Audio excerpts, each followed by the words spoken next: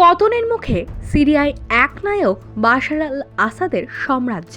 সিরিয়ার রাজধানী দামেস্কের দিকে এগিয়ে যাচ্ছে বিদ্রোহীরা। প্রেসিডেন্ট বাশার আল আসাদের সরকারি বাহিনী এখনো প্রতিরোধ করার চেষ্টা করছে, তবে দামেস্কের বিভিন্ন শহরতলি ইতিমধ্যে নিয়ন্ত্রণে নেওয়ার দাবি করেছে বিদ্রোহীরা।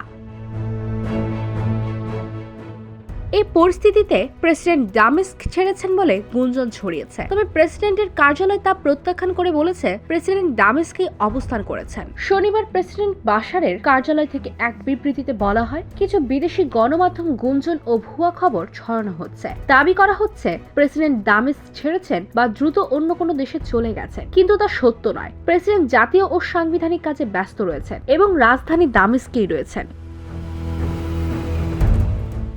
গত বুধবার থেকে বিদ্রোহী গোষ্ঠীগুলো আকস্মিক হামলা চালিয়ে বাশারের বাহিনীকে পিছু হটতে বাধ্য করেছে। গত 27 নভেম্বর হায়াত তাহরির আল সামের বিরুদ্ধে বিদ্রোহী গোষ্ঠীগুলো সরকারি বাহিনীর উপর আকস্মিক হামলা শুরু করে।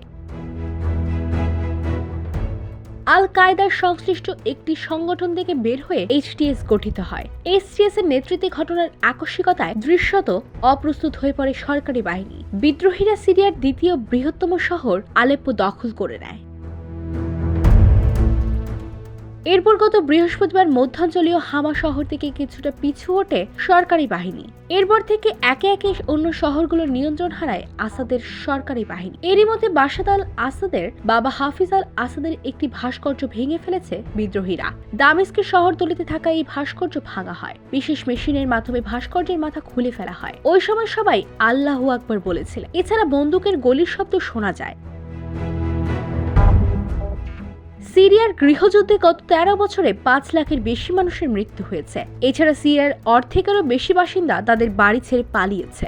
2011 সালে সিরিয়ার শান্তিপূর্ণ গণতন্ত্রপন্থী সহিংসভাবে দমন শুরু করে সরকার। এরপর শুরু হয় গৃহযুদ্ধ। সিরিয়ায় গৃহযুদ্ধের সময় ইরান শিয়া মিলিশিয়া বাহিনী পাঠিয়েছিল। রাশিয়ার বিমান হামলার সহায়তায় এই বাহিনী সিরিয়ায় প্রেসিডেন্ট বাশার আল আসাদকে বিদ্রোহ দমন সহ দেশের বিভিন্ন অধিকাংশ এলাকা পুনর্দখলে সহায়তা করে। 2020 সাল থেকে সিরিয়ায় বিদ্রোহী ও সরকার দুই পক্ষই শান্ত ছিলেন, তবে গত 27 নভেম্বর থেকে দেশটির বিদ্রোহী গোষ্ঠী এইচটিএস এর অনুগত অন্যান্য সশস্ত্র গোষ্ঠী নতুন করে হামলা শুরু করে। ঝড়ের বেগে দখল করে নেয় একের পর এক এলাকা। আইভিটিভি, ইউএসএ, নিউ ইয়র্ক।